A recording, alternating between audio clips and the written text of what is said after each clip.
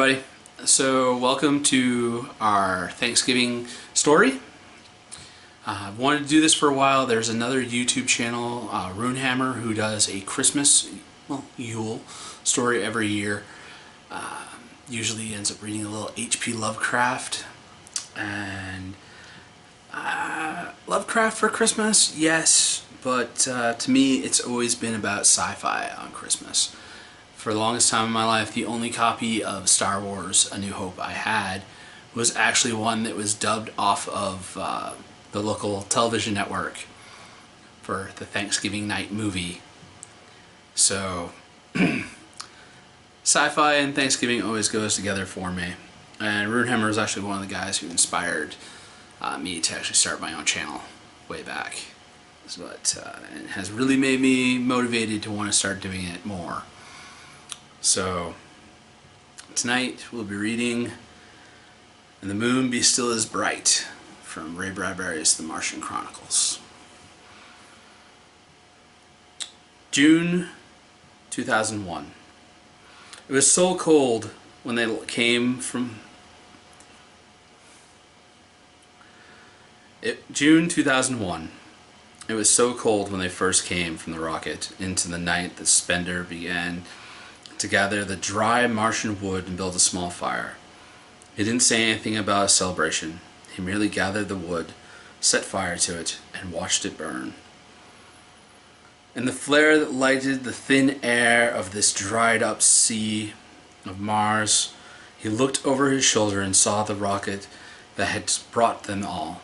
Captain Wilder, Cherokee, Hathaway, and Sam Parkle and himself crossed a silent black space of stars to land upon a dead, dreaming world. Jeff Spender waited for the noise. He watched the other men and waited for them to jump around and shout. It would happen soon as the numbness of being the first men on Mars wore off. None of them said anything, but many of them were hoping, perhaps, that the other expeditions had failed, and that this, the fourth, would be the one. They meant nothing evil by it, or they stood thinking it, nevertheless, thinking of the honor and the fame, while their lungs became accustomed to the thinness of the atmosphere, which almost made you drunk if you moved too quickly. Gibbs walked over to the freshly ignited fire and said, "Why don't we use the ship's chemical fire instead of that wood?" "Never mind," said Spender, not looking up. It wouldn't be right, the first night on Mars, to make a loud noise, to introduce a strange, silly, bright thing like a stove. It would be a kind of imported blasphemy. There'd be time for that later. Time to throw condensed milk cans in the proud Martian canals. Time for copies of the New York Times to blow and caper and rustle across the long gray Martian sea bottoms. Time for banana peels and picnic papers in the fluted, delicate ruins of the old Martian valley towns. Plenty of time for that. And he gave a small inward shiver at the thought. He fed the fire by hand, as if it was an offering to a dead giant. They had landed on an immense tomb. Here a civilization had died. It was only simple courtesy that the first night be spent quietly.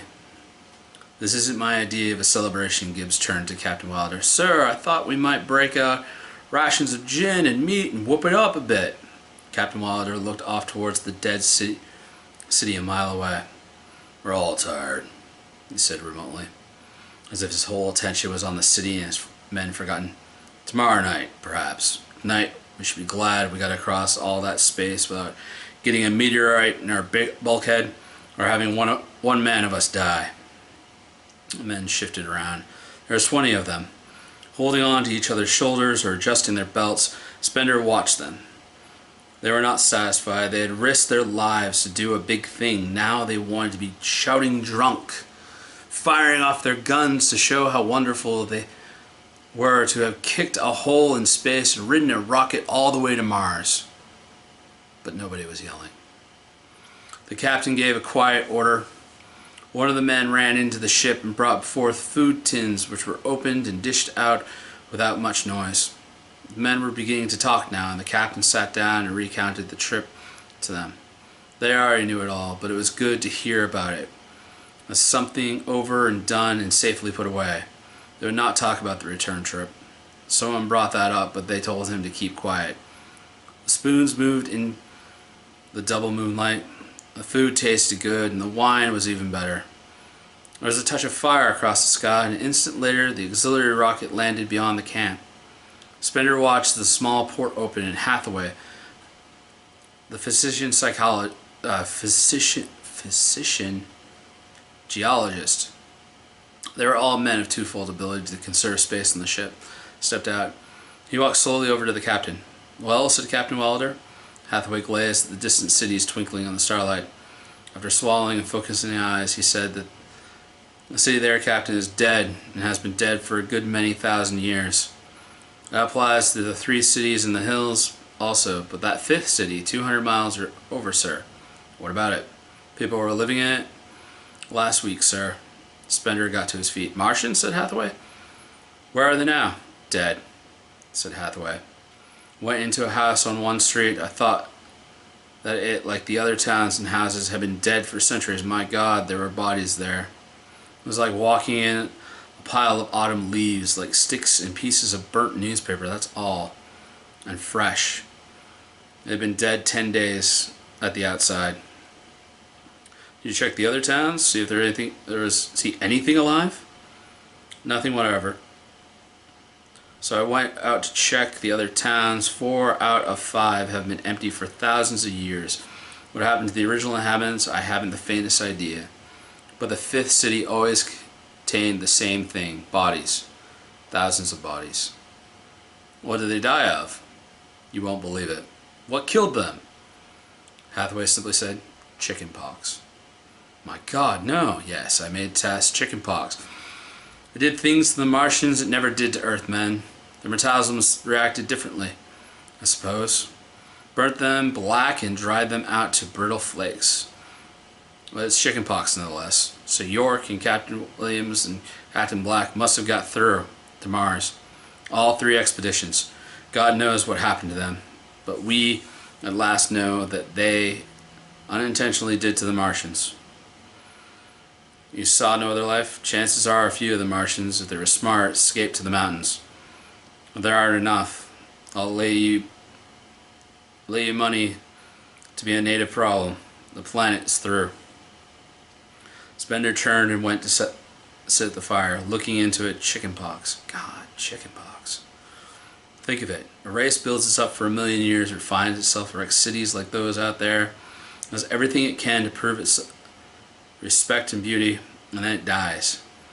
Part of it dies slowly in its own time before our age with dignity, but the rest? Does the rest of Mars die of a disease with a fine name or terrifying name or majestic name? No.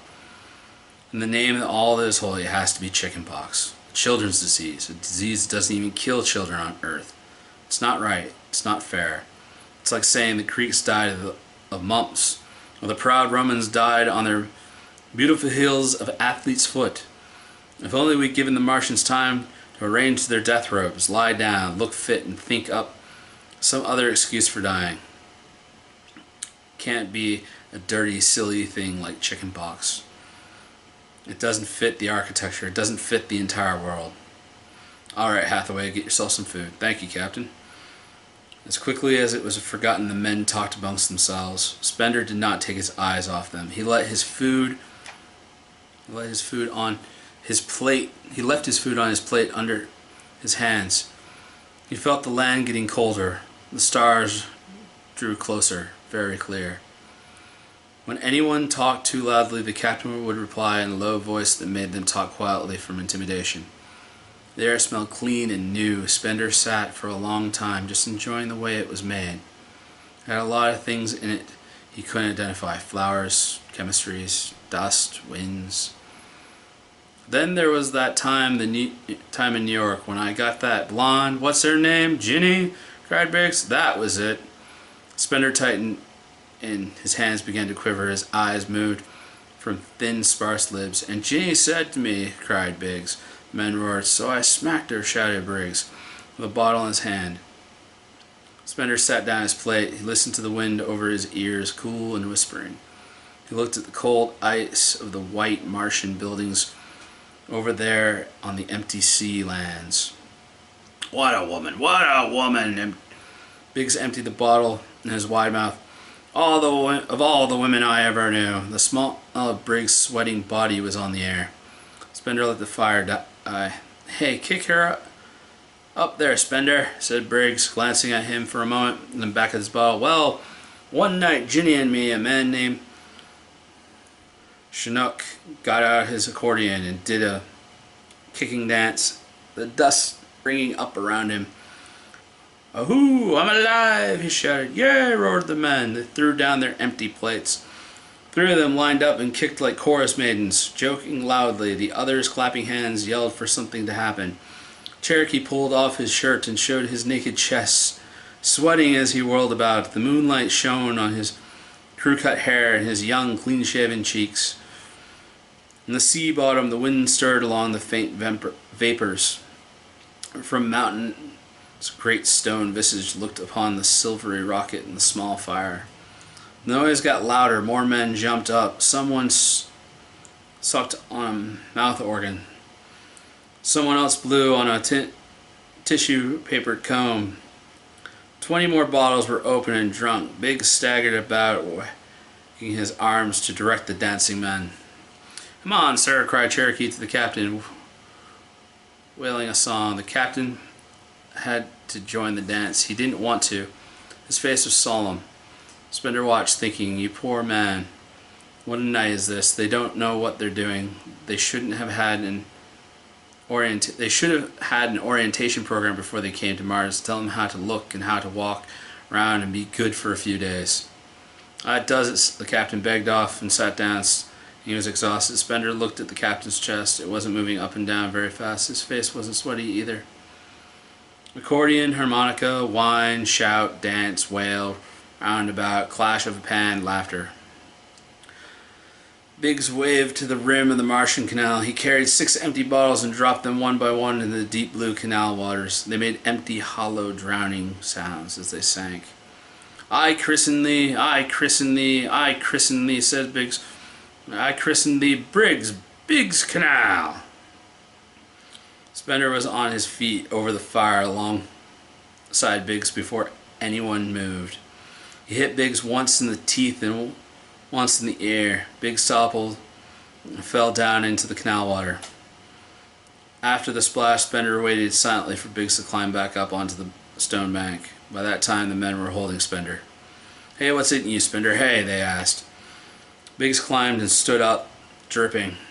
He saw the men holding Spender. Well, he said, and started forward. That's enough, snapped Captain Wilder. The men broke away from Spender. Biggs stopped and glanced at the captain. All right, Biggs, get some dry clothes. You men carry on your party. Spender, come with me. The men took up the party. Wilder moved off some distance and confronted Spender. Suppose you explain what just happened, he said. Spender looked at the canal. I don't know. I was ashamed. With Biggs and us and the noise. Christ, what a spectacle.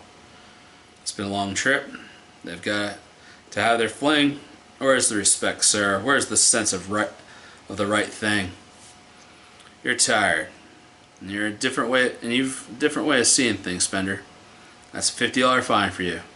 Yes, sir. It's just the idea of them watching us that made fools of ourselves. Them? The Martians. Whether they're dead or not. Most certainly dead, said the captain. Do you think they know we're here? Doesn't an old thing always know when a new thing comes? I suppose so. You sound as if you believe in spirits.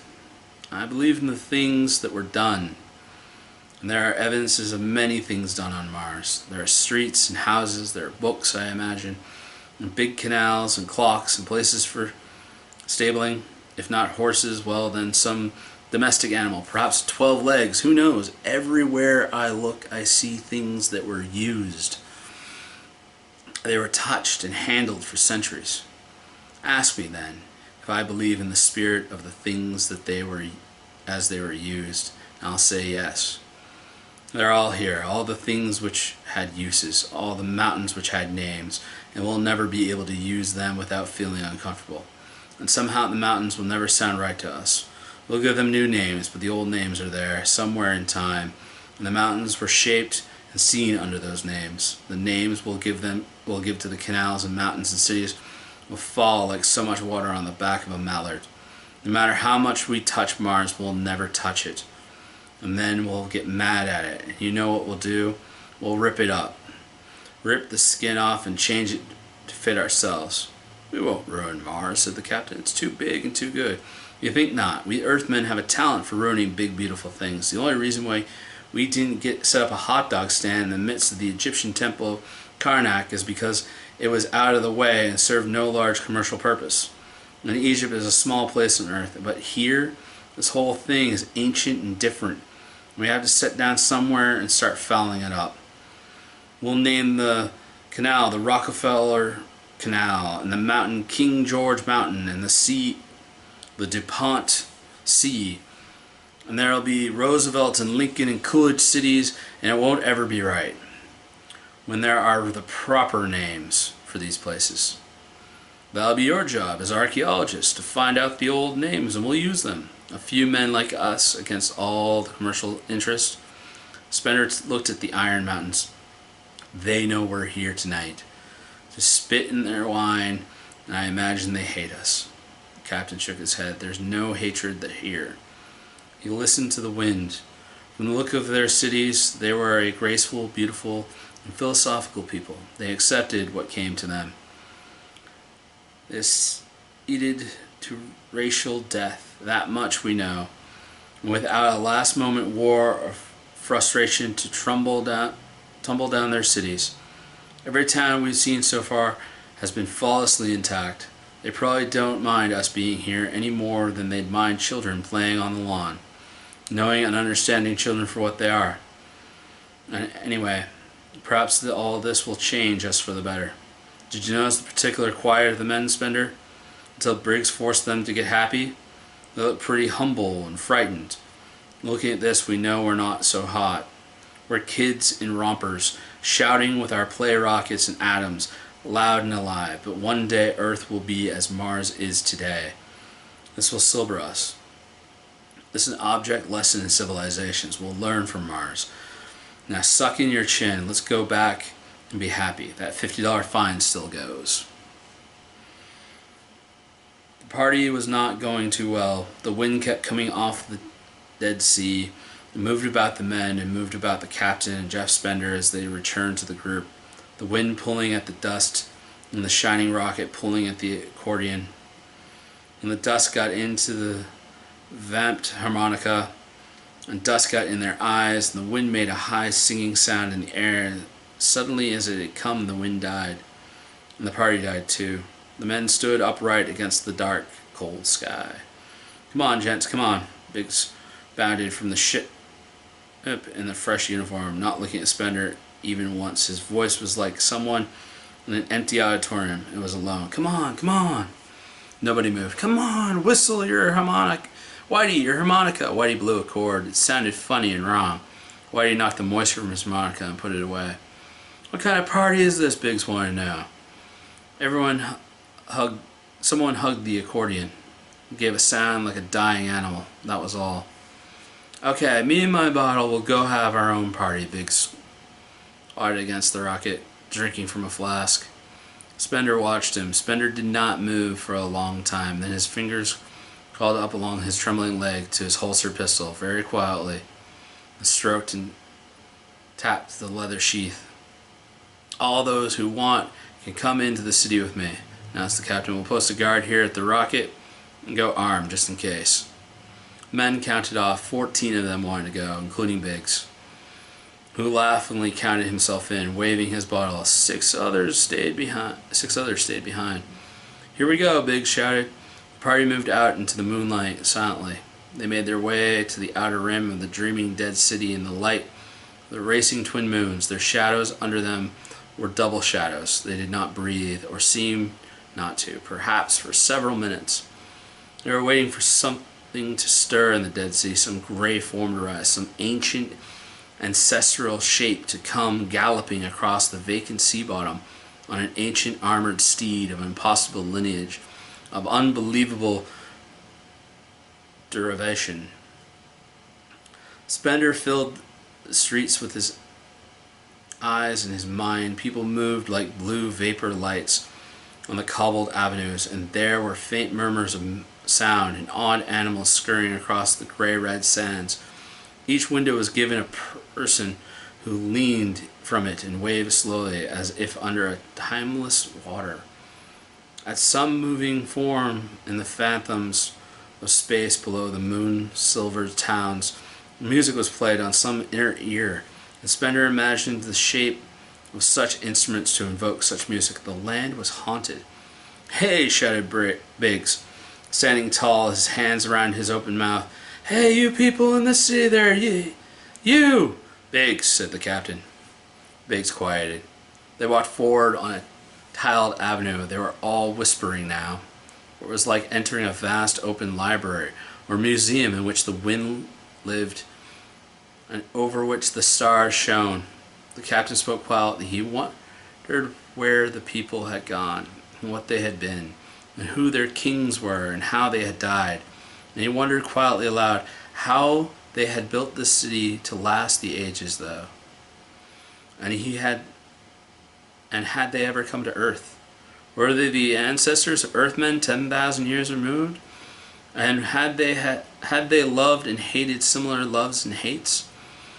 And done similar silly things when silly things were done? Nobody moved. The moons held and froze them. The winds beat slowly around them. "Lord Byron," said Jeff Spender. "Lord who?" The captain turned and regarded him. "Lord Byron, 19th century poet. He wrote a poem a long time ago that fits this city and how the Martians must feel. If there was anything left of them to feel, it might have been written by the last Martian poet." The men stood motionless, their shadows under them. The captain said, "How does the poem go, Spender?" Spender shifted and put his hand out to remember, squinting silently a moment, then remembering, his slow, quiet voice repeating the words, and the men listened to everything he said. So we'll go no more roving, so late into the night, though the heart be still as loving, and the moon be still as bright." The city was grey and high and motionless. The men's faces were turned in the light. "For the sword outwears the sheath, and the soul outwears the breast, and the heart must pause to breathe, and love itself must rest. Though the night was made for loving, and the day returns too soon, we'll go no more roving by the light of the moon." Hey everybody, I need to get myself a good drink. Now I know why Hanker, every time he reads these stories, he's always got himself a good mug of beer with him. Not beer, actually. Homemade apple cider. Now for the continuation.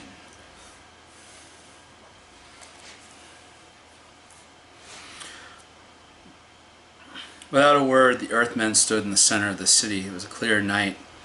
There was not a sound except the wind. At their feet lay a tiled court, worked into the shape of ancient animals and peoples. They looked down upon it. Biggs made a sick noise in his throat. His eyes were dull. His hands bent to his mouth. He choked, shut his eyes, bent, and a thick rush of fluid filled his mouth, spilling out, fell to splash on the tiles, covering the designs. Biggs did this twice. A sharp, whiny stench filled the cool air. No one moved to help Biggs. He went on being sick. Spender stared for a moment, then turned and walked off into the avenues of the city, alone in the moonlight. Never once did he pause to look back at the gathered men there. They turned in at 4 in the morning. They lay upon blankets and shut their eyes and breathed the quiet air. Captain Wilder sat feeding little sticks into the fire. McClure opened his eyes 2 hours later. "Aren't you sleeping, sir?" "I'm waiting for Spender," the captain said faintly. McClure thought it over. "You know, sir, I don't think he'll ever come back. I don't know how I know, but that's the way I feel about him, sir. He'll never come back." McClure rolled over into sleep. The fire crackled and died. Spender did not return the following week. The captain sent search parties, but they came back saying they didn't know where Spender could have gone. He would be back when he got good and ready. He was a sore head, they said. To the devil with him. The captain said nothing but wrote it down in his log. It was a morning that might have been a Monday or Tuesday or any day on Mars. Biggs walked on the canal rim, his feet hung down. Biggs was on the canal rim, his feet hung down into the cool water, soaking, while he took the sun on his face. A man walked around the bank of the canal. A man threw a shadow down upon Biggs. Biggs glanced up. "I'll be damned," said Biggs. "I'm the last Martian," said the man, taking out a gun. "What did you say?" asked Biggs. "I'm going to kill you." "Cut it. What kind of joke's that, Spender?" "Stand up and take it in the stomach." "For Christ's sake, put that gun away." Spender pulled the trigger only once. Biggs sat on the edge of the canal for a moment before he leaned forward and fell into the water. The gun had made only a sharp, whistling hum. The body shifted with a slow unconcern drifted with a slow unconcern under the slow canal tides. It made a hollow, bubbling sound that ceased after a moment. Spender shoved the gun into its holster and walked soundlessly away. The sun was shining down upon Mars. He felt it burn his hands and slide up over the sides of his tight face. He did not run. He walked as if nothing were new except the daylight. He walked down to the rocket. Some of the men were eating a freshly cooked breakfast under a shelter built by Cookie. "Here comes the lonely one," someone said. "Hello, Spender, long time no see." The four men at the table regarded the silent man who stood looking back at them. "You and them goddamn ruins," laughed Cookie, stirring a black substance in a crock. "You're like a dog with a boneyard." "Maybe," said Spender. "I've been finding things. What would you say if I said I found a Martian prowling around?" The four men laid down their forks. "Did you? Where? Never mind. Let me ask you a question. How would you feel if you were a Martian and people came to your land and started tearing it up?" "I know exactly how I feel," said Cherokee. "I've got some Cherokee blood in me. My grandfather told me lots of things about Oklahoma Territory. If there's a Martian around, I'm all for him." "What about you other men?" asked Spender carefully. Nobody answered. Their silence was talk enough. "Catch as catch can. Finders keepers. If the other fellow turns his cheek, slap it hard, etc." "Well," said Spender, "I found a Martian." The men squinted at him. Up in a dead town. I didn't think I'd find him. I didn't intend looking for him. I didn't know what he was doing there. I've been living in a little valley town for about a week, learning how to read their ancient books and looking at their old art forms. And one day I saw this Martian. He stood there for a moment, and then he was gone. He didn't come back for another day. I sat around learning how to read the old writing, and the Martian came back, each time a little nearer. Till one day I learned how to decipher the Martian language. It's amazingly simple. There are pictographs to help you. The Martian appeared before me and said, "Give me your boots." And I gave him my boots, and he said, "Give me your uniform and all the rest of your apparel." And I gave him all of that. And then he said, "Give me your gun." And I gave him my gun. And he said, "Now come along and watch what happens." The Martian walked down to the camp, and here he is now. "I don't see any Martian," said Cherokee. "I'm sorry." Spender took out his gun and hummed softly. The first bullet got the man on the left. The second and third bullets took the man on the right and center of the table. Cookie turned in horror from the fire to receive the fourth bullet. He fell back into the fire and lay there while his clothes caught fire. The rocket lay in the sun. Three men sat at breakfast, their hands on the table, not moving, their food getting cold in front of them. Cherokee, untouched, sat alone, staring at a numb disbelief at Spender. "You can come with me," Spender said. Cherokee said nothing.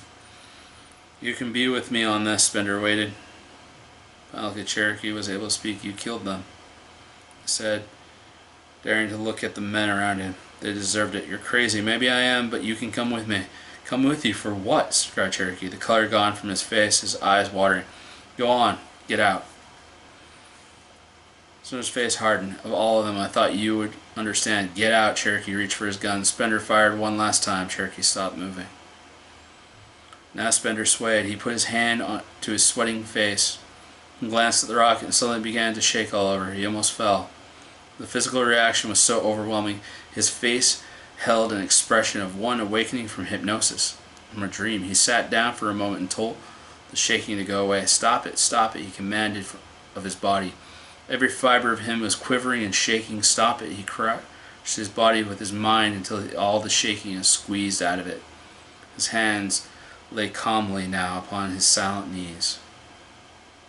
He rose and slapped a portable storage locker on his back with quiet efficiency. His hand began to tremble again, just for the breath of an instant, but he said no, very firmly, and the trembling passed. Then, walking swiftly, he moved out between the hot, red hills of the land alone.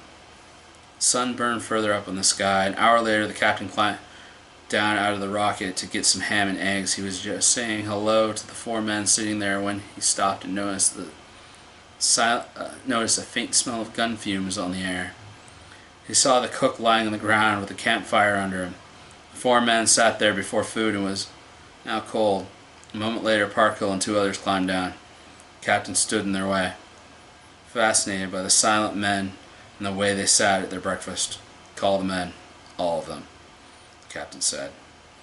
Parkhill hurried off down the canal rim. The captain touched Cherokee. Cherokee twisted quietly and fell from his chair. Sunlight burned in his bristled short hair and on his high cheekbones. Men came in. Who's missing? Still Spender, sir. Found Biggs floating in the canal. Spender? The captain saw the hills rising in the daylight. The sun showed his teeth in a grimace. Damn him, he said tiredly. Why didn't he come to talk to me? He should have come talk to me, said Parkhill, eyes blazing. I shot his bloody brains out.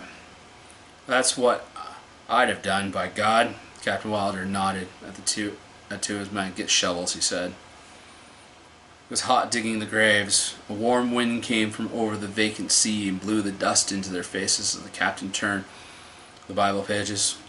When the captain closed the book, someone began shoveling slow streams of sand down upon the wrapped figures.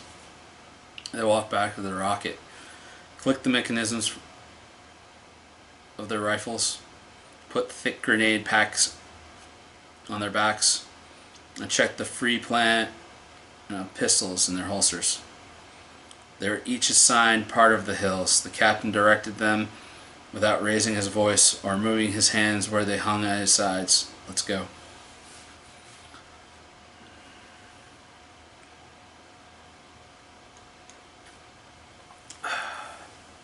Spender saw the thin dust rising in several places in the valley. He knew the pursuit was organized and ready. He put down the thin silver book that he had been reading as he sat easily on a flat boulder. The book's pages were tissue-thin, pure silver, hand-painted in black and gold. It was a book of philosophy, at least 10,000 years old, he had found in one of the villas of a Martian Valley town. He was reluctant to lay it aside. For a time he thought, what's the issue? I'll sit here and reading until they come along and shoot me. The first reaction to his killing this 6 men this morning had caused a period of stunned blankness, then sickness, and now a strange peace. But the peace was passing too, for he saw the dust billowing from the trails of the hunting men, and he experienced the return of resentment. He took a drink of cool water from his hip canteen. Then he stood up, stretching, yawning, and listening to the peaceful wonder of the valley around him. How very fine if he and a few others he knew on earth could be here, live out their lives here without a sound or a worry. He carried the book with him in one hand, the pistol ready in his other. There was a little swift running stream filled with white pebbles and rocks where he undressed and waded in for a brief washing. It took all the time he wanted before dressing and picking up his gun again. The firing began about 3 in the afternoon. By then Spender was high in the hills. It followed him through 3 small Martian hill towns. Above the towns, scattered like pebbles, were single villas where ancient families had found a brook a green spot, and laid out a tile pool, a library, and a court with a pulsing fountain. Spender took half an hour swimming in one of those pools, which was filled with the seasonal rain, waiting for the pursuers to catch up with him. Shouts rang out as he was leaving the little villa. Tile chipped up some 20 feet behind him, exploded. He broke into a trot, moved behind a series of small bluffs, turned, and with his first shot dropped one of the men dead in his tracks.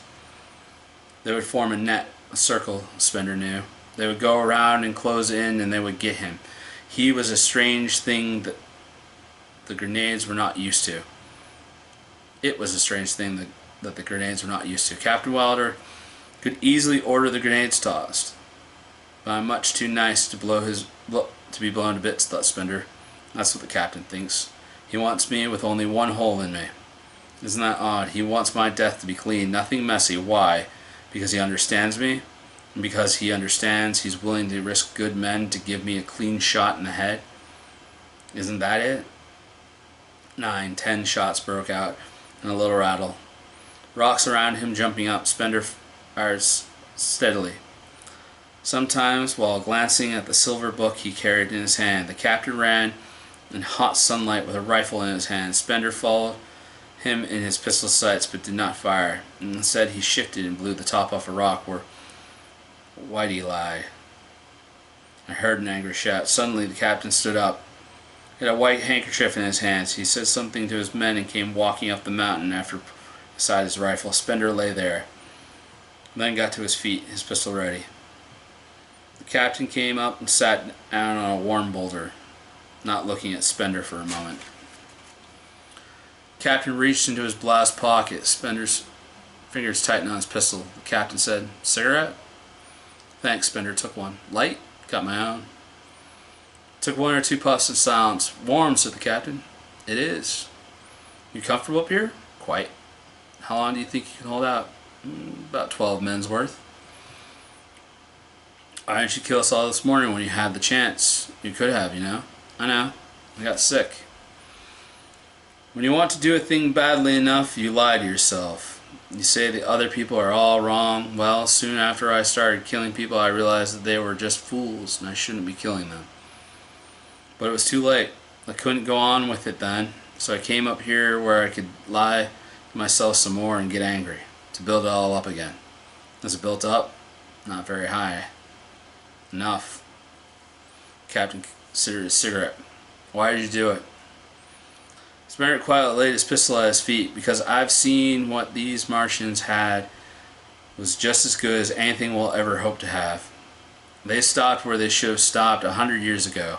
I've walked in their cities and I know these people. I'll be glad to call them my ancestors. They have a beautiful city there." The captain nodded at one of the several places. "It's not that alone. Yes, their cities are good. They knew how to blend art into their living. It's always been a thing apart for Americans. Art was something you kept in the crazy son's room upstairs. Art was something you took in on Sunday doses, mixed with religion perhaps. Well, these Martians have art and religion and everything. You think they knew what it was all about, do you? For my money. And for that reason you started shooting people?" "When I was a kid, my folks took me to visit Mexico City. I'll always remember the way my father acted. Loud and big. My mother didn't like the people because they were dark and didn't wash enough. And my sister wouldn't talk to most of them. I was the only one that really liked it. And I can see my mother and my father coming to Mars and acting the same way here. Anything that's strange is no good to the average American. It doesn't have Chicago plumbing. It's nonsense. The thought of that. Oh God, the thought of that. And then the war. You heard the congressional speeches before we left. If things work out, they hope to establish 3 atomic research and atom bomb depots on Mars. That means Mars is finished. All this wonderful stuff gone. How would you feel if a Martian vomited stale liquor on the White House floor?" The captain said nothing but listened. Spender continued, "And then the other powerful interests coming up. The mineral men and the travel men. Do you remember what happened in Mexico when Cortez and his very fine good friends arrived from Spain? A whole civilization destroyed by greedy, righteous bigots. History will never forgive Cortez. You haven't acted ethically either yourself today, observed the captain. What could I do? Argue with you? It's simply me against the whole crooked, grinding greed set up on Earth.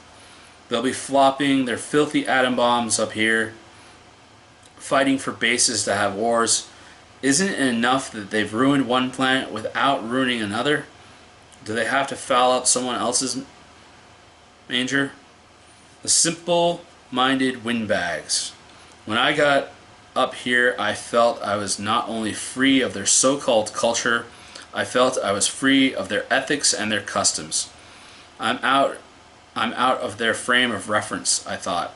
All I have to do is kill all of you off and live my own life.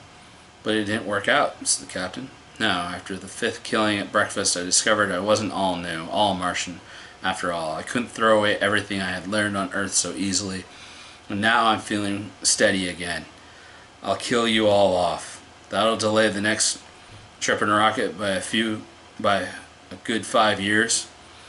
There's no other rocket in existence today save this one. The people on Earth will wait a year, 2 years, and when they hear nothing from us, they'll be very afraid to build a new rocket. They'll think twice as long and make 100 extra experimental models to ensure themselves against another failure. You're correct. A good report from you, on the other hand, if you return, would hasten the whole invasion of Mars. If I'm lucky, I'll live to be 60 years old. Every expedition that lands on Mars will be met by me. There won't be more than one ship at a time coming up, one every year or so, and never more than 20 men in the crew. After I've made friends with them and explained that our rocket exploded one day, I intend to blow it up after I finish my job this week. I'll kill them off, every one of them. Mars will be untouched for the next half century. After a while, perhaps the Earth people will give up trying, remembering how they grew leery of the idea of building zeppelins that were always going down in flames. You got it all planned, admitted the captain. I have. Yet you're outnumbered. In an hour we'll have you surrounded. In an hour you'll be dead. Fast underground passages and a place to live you'll never find. I'll withdraw there to live for a few weeks, until you're off guard. I'll come out and pick you off one by one. The captain nodded. Tell me about your civilization here, he said, waving his hand at the mountain towns. They knew how to live with nature and get along with nature.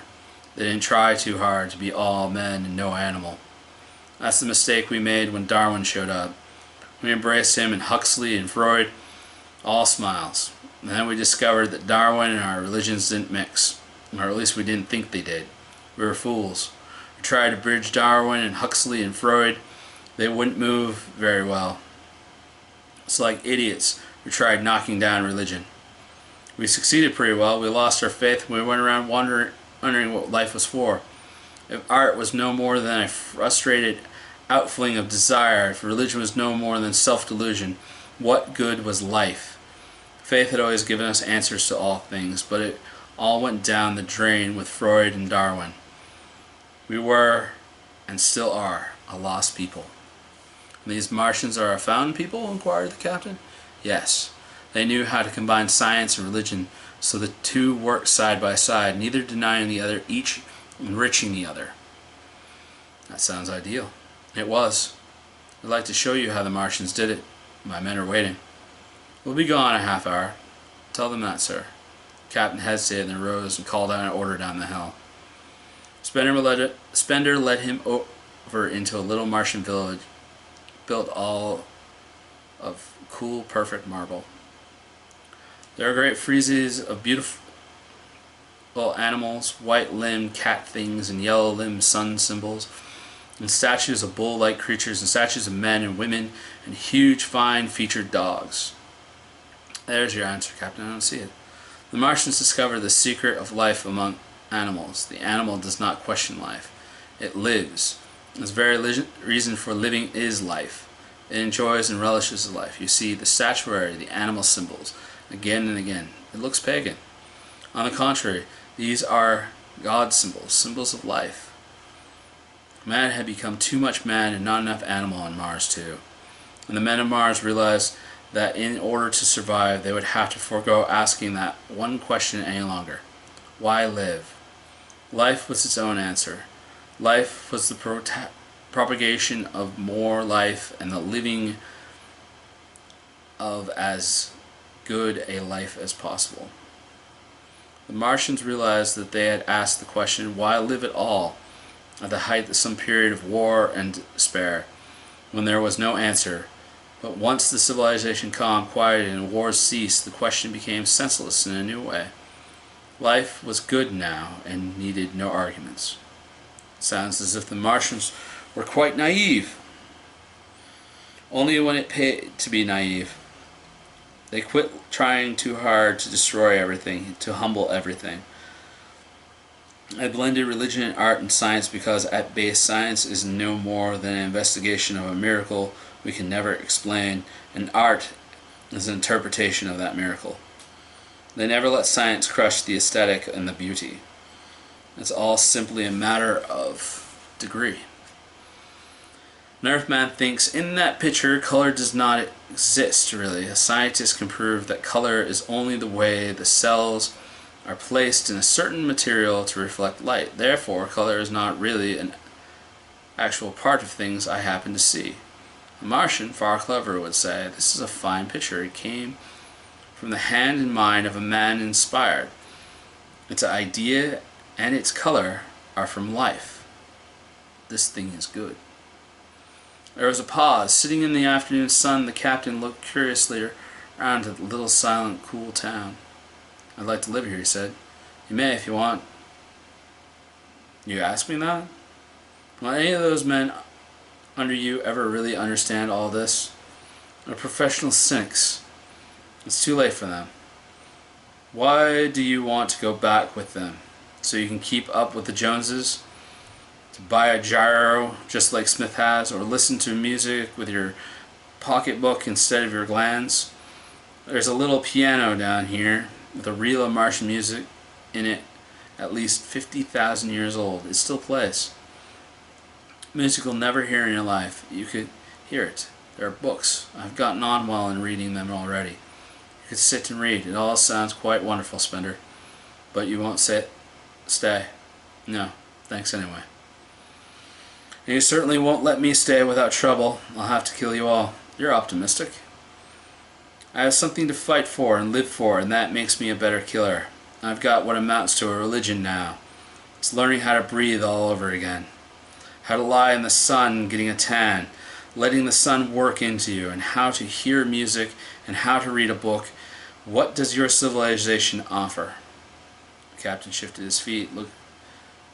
He shook his head. I'm sorry this is happening. I'm sorry about it all. I am too. Guess I'd better take you back now so you can start the attack. I guess so. Captain, I won't kill you.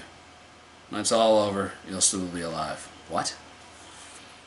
I decided when I started that you'd be untouched. Well, I'll save you out from the rest. When they're dead, perhaps you'll change your mind. No, said the captain. There's too much earth blood in me. I'll have to keep after you. Even when you have a chance to stay here? It's funny, but yes, even with that, I don't know why. I've never asked myself. Well, here we are. They had returned to their meeting place now. Will you come quietly, Spender? This is my last offer. Thanks, no. Spender put out his hand. One last thing. If you win, do me a favor. See what can be done to restrict tearing this planet apart, at least for 50 years, until the archaeologists have had a decent chance, will you? Right. And last, if it helps any, just think of me as a very crazy fellow who went berserk one summer day and never was right again. It'll be a little easier on you that way. I'll think it over. So long, Spender. Good luck.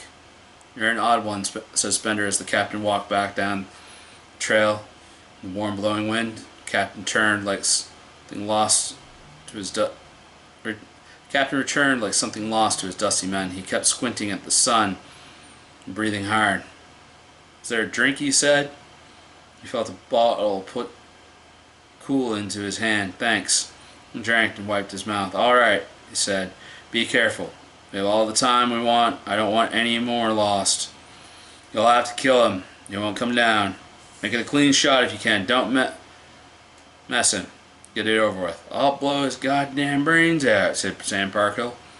No, through the chest, said the captain. Spender's strong, clearly determined face. His bloody brains, said Parkhill. The captain handed him the bottle jerkily. You heard what I said, through the chest, Parkhill muttered himself. Now, said the captain. It spread again. Walking, then running, then walking on the hot hillside places where there would be sudden cool grottos that smelled of moss, sunken open blasting places that smelled of sun on stone. I hate being clever, thought the captain. When you don't really feel clever and don't want to be clever, to sneak around and make plans and feel big about making them. I hate this feeling of thinking I'm doing right when I'm not really certain I am. Who are we anyway? The majority? Is that the answer? The majority is always holy, is it not? Always, always, just never wrong for one little instant, significant tiny moment, is it? Never ever wrong in 10 million years, he thought. What is this majority and who are in it?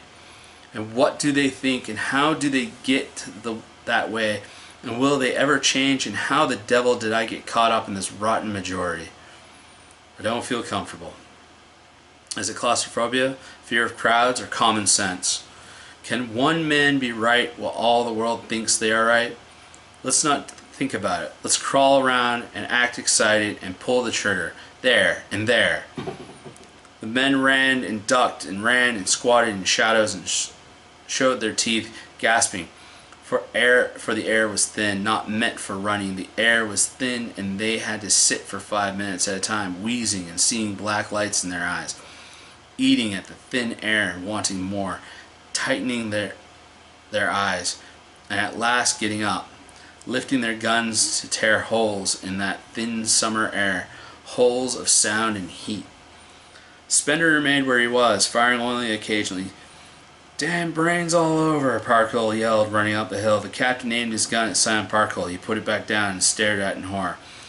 What were you doing? He asked of his limp hand and the gun. He almost shot Parkhill in the back. God help me. He saw Parkhill still running, then falling to lie safe. Spender had been gathering in by a loose, running net of men. At the hilltop behind 2 rocks, Spender lay, grinning with exhaustion from the thin atmosphere, great islands of sweat under each arm. The captain saw the 2 rocks. There was an interval between them of some 4 inches, giving free access to Spender's chest. Hey you, cried Parkhill. Here's a slug for your head. Captain Wilder waited. Go on, Spender, he thought. Get out, like you said you would. You've only got a few minutes to escape. Get out and come back later. Come on. You said you would. Go down into the tunnels you said you found and lie there and live for months and years, reading your fine books and bathing in your temple pools. Go on now, man, before it's too late. Spender did not move from his position. What's wrong with him? The captain asked himself. The captain picked up his gun. He watched the running, hiding men. He looked at the towers of the little clean Martian village like sharply carved chess pieces lying in the afternoon. He saw the rocks and interval between where Spencer's chest was revealed. Parkhill was charging up, screaming in fury. No, Parkhill, said the captain. I can't let you do it. Nor the others. No, not one of you. Only me. He raised the gun and sighted it. Will I be clean after this, he thought. Is it right that it's me who does it? Yes, it is. I know what I'm doing for what reason, and it's right, because I think I'm the right person. I hope and pray I can live up to this. He nodded his head at Spender. Go on, he called in a loud whispering. I'll give you 30 seconds more to get away. 30 seconds. The watch ticked on his wrist. The captain watched it tick. The men were running. Spender did not move. The watch ticked for a long time, very loudly in the captain's ears. Go on, Spender. Go on. Get away. 30 seconds were up. The gun was sighted. The captain drew a deep breath. Spender, he said, exhaling. He pulled the trigger. All that happened was the faint powdering of rock went up in the sunlight. The echoes of the report faded. The captain rose and shook his arm and called to his men. He's dead. The other men did not believe that their angles had prevented them from seeing that particular fissure of rocks. They saw that their captain run up the hill alone and thought him either very brave or insane. The men came after him a few minutes later. They gathered around the body, and someone said, "In the chest?" The captain looked down. "In the chest," he said. He saw how the rocks had changed color under Spender. I wonder why he waited. I wonder why he didn't escape as he planned. I wonder why he stayed on and got himself killed. "Who knows?" someone said. Spender lay there, his hands clasped, one around the gun, the other around a silver book that glinted in the sun. Was it because of me, thought the captain? Was it because I refused to give in myself? Did Spender hate the idea of killing me? Am I any different from those others here? Is that what did it? Did he figure he could trust me? What other answer is there? None. He squatted by the silent body. I've got to live up to this, he thought. I can't let him down now. If he figured there was something in me that was like himself and couldn't kill me because of it, then what a job I have ahead of me. That's it. Yes, that's it. I'm Spender all over again, but I think before I shoot. I don't shoot at all. I don't kill. I do things with people. He couldn't kill me because I was himself under a slightly different condition. The captain felt the sunlight on the back of his neck. He heard himself talking. If only he had come to me and talked it over before he shot anybody, we could have worked it out somehow. Worked it out, said Parkle. What could you have worked out with his legs? There was a singing of heat in the land, off the rocks and off the blue sky. I guess you're right, said the captain. We could have never got together, Spender and myself, perhaps, but Spender and you, the others, no, never. He's better off now. Let me have a drink from that canteen. It was the captain who suggested the empty sarcophagus for Spender. They had found an ancient Martian tomb yard. They put Spender into a silver case with waxes and wines which were 10,000 years old. His hands folded on his chest. The last they saw of him was his peaceful face. They stood for a moment in the ancient vault. I think it would be a good idea for you to think of Spender from time to time, said the captain. They walked from the vault and shut the marble door. Next afternoon, Parkle did some target practice in one of the dead cities, shooting out the crystal windows and blowing the tops off the fragile towers. The captain caught Parkle and knocked his teeth out.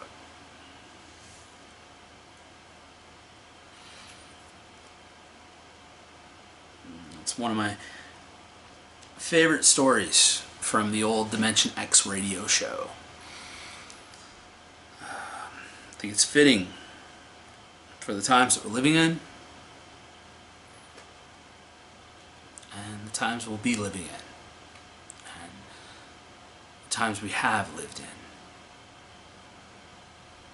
The story's deep.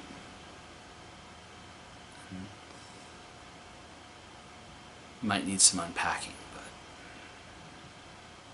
that's a story for another time. For now, eat, drink, be merry, and enjoy this festive holiday season. Thank you for joining. Good night.